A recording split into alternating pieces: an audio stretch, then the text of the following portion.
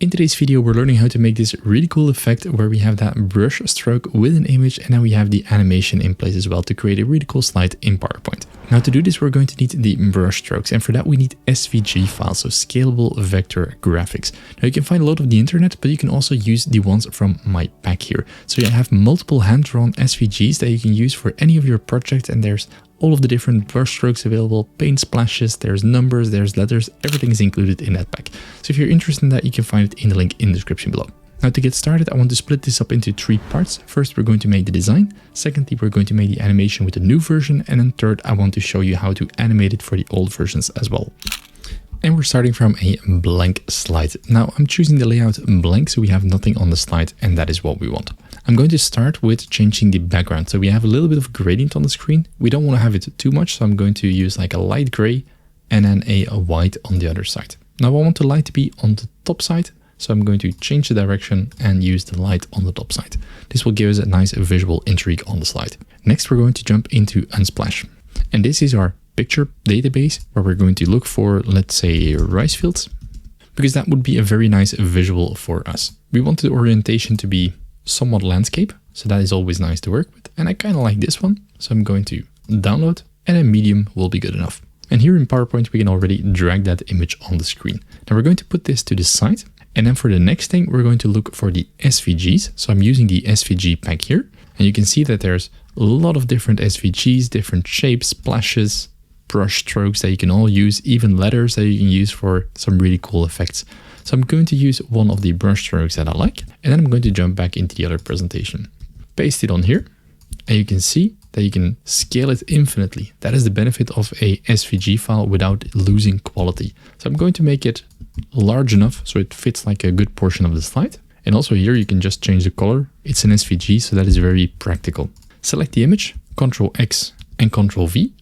I'm going to make it a little bit larger than the shape itself.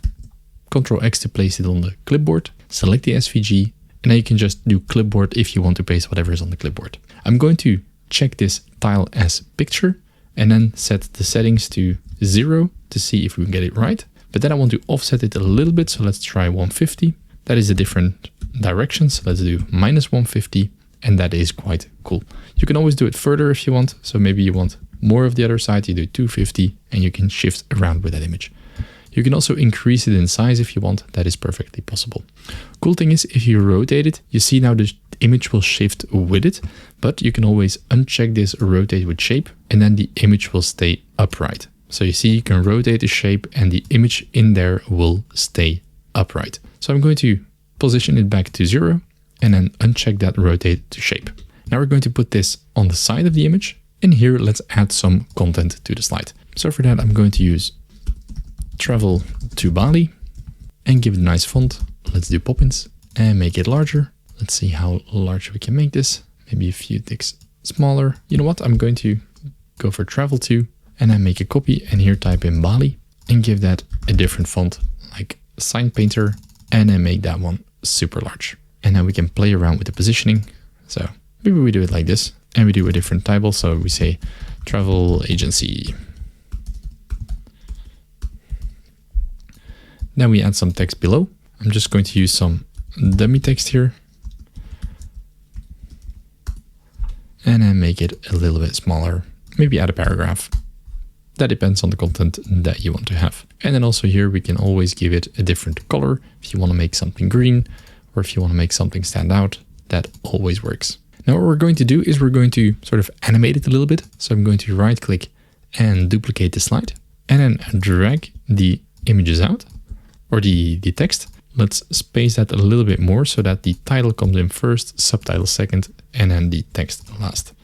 And this one, I'm going to drag it in or drag it to the outside, the other side, select the slide, transition, and morph, and you see how this nicely flies in. So here we have the empty slide, and as soon as we click, everything nicely flies into place, which is a pretty cool effect. And also that brush stroke, I think it really adds to some visual intrigue on your slides. Now for the people who don't have Morph, I'm also going to show you how you can do that.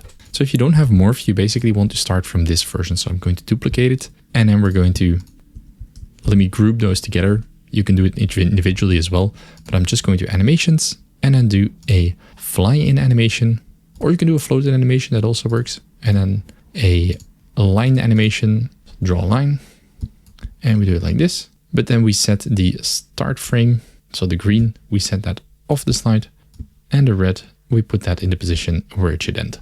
Then we go to animation pane, and the graphic should start with previous. So that will be good. And no bounce or smooth end, that's good, but no bounce is needed. And that is how we get this really cool animation in PowerPoint. So you don't need any of the newer versions, you can always do it with the old versions as well. Thanks a lot for watching, and if you want to learn more about PowerPoint, make sure to watch the video on screen right now.